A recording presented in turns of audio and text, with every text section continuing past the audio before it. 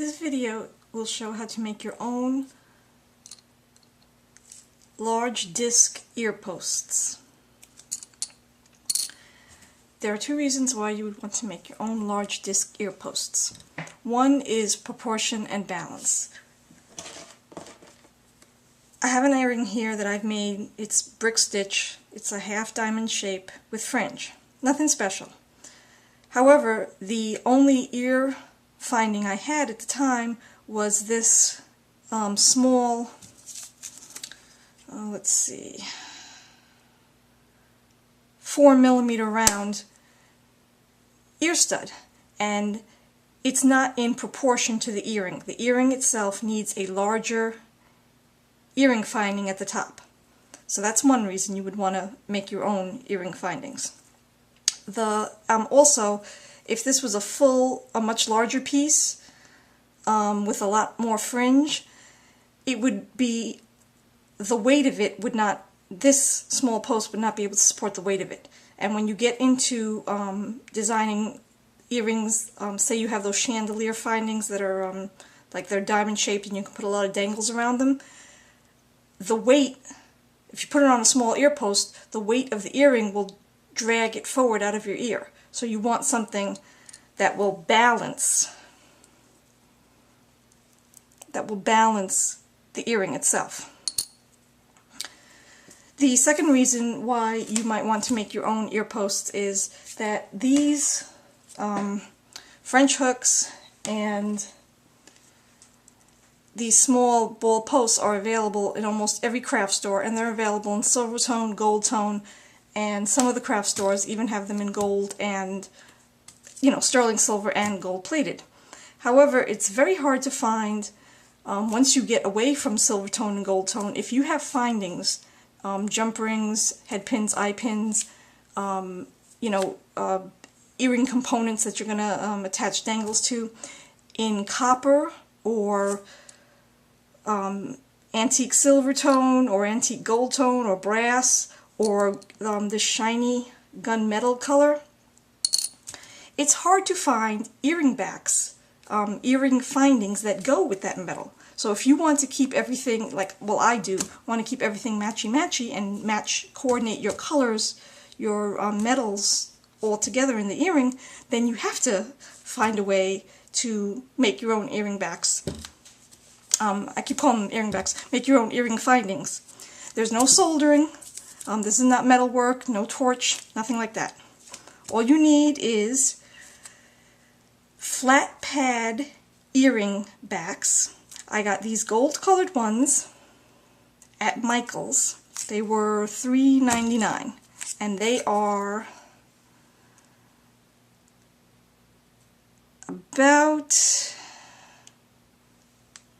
let's see, 8mm across, and I got these silver tone ones at the dollar store. So that's where, and you can also find them at Fire Mountain Gems. They sell them. When you go to do this, make sure also that you measure your flat pads. I gather most of them are 8mm, and you're going to need the disc that you're going to attach them to is going to have to be 10mm or larger, because you don't want any of this to show.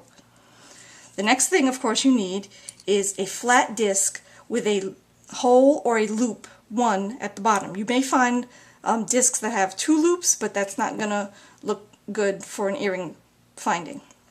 You just need one loop that you're going to attach the body of your earring to.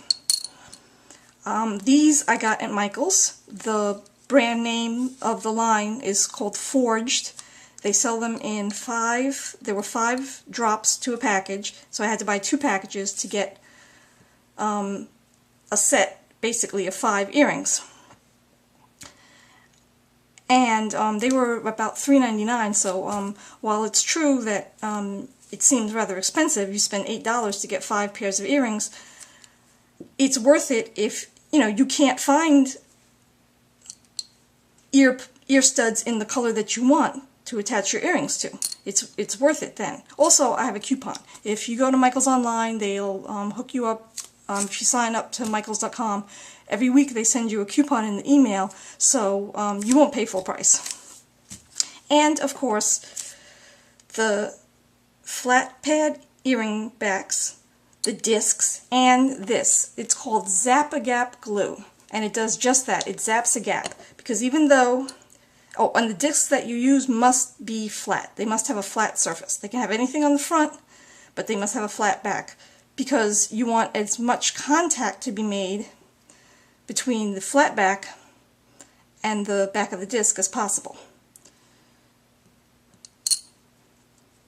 Now the example I'm going to try, this may be a fail video, because I noticed after, of course, I bought them, that the copper colored one is domed, which means that the back of it is not flat. But I'm thinking that Zap-A-Gap glue is going to come in handy because it does just what it says. It zaps a gap, and the space, you know, between the flat back of the disc and the curved space, the flat back of the ear pad and the curved space of the disc, the Zap-A-Gap should be able to fill all that air in.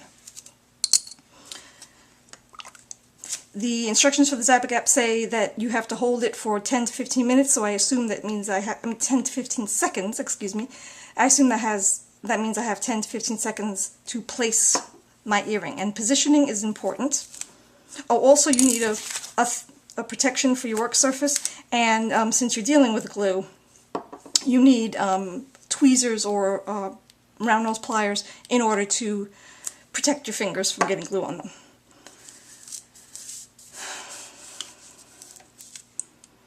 And positioning, I was going to say before, is important. I couldn't find copper-colored flat ear pads, so I'm going to use silver for the copper one. You don't want, because you want balance and strength, you don't want to put your post right up there, because the weight of the earring is just going to drag the earring forward. Nor do you want to put it all the way at the bottom, because if any glue does seep out, it will interfere with the hole. You want to put it just off close to the hole or the opening, but not so close that it interferes with the opening. Okay, that looks good.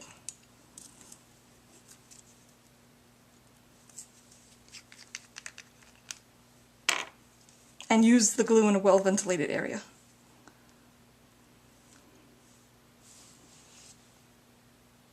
Ooh, that's enough.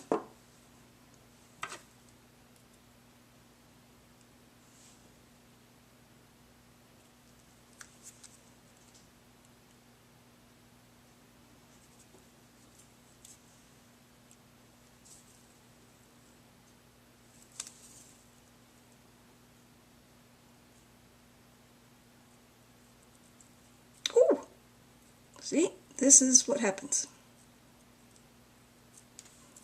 Also, the instructions for the Zap-A-Gap say use glue only one surface. So I didn't put glue on the earring, on the disc, I put it only on the earring finding. Only on the flat pad.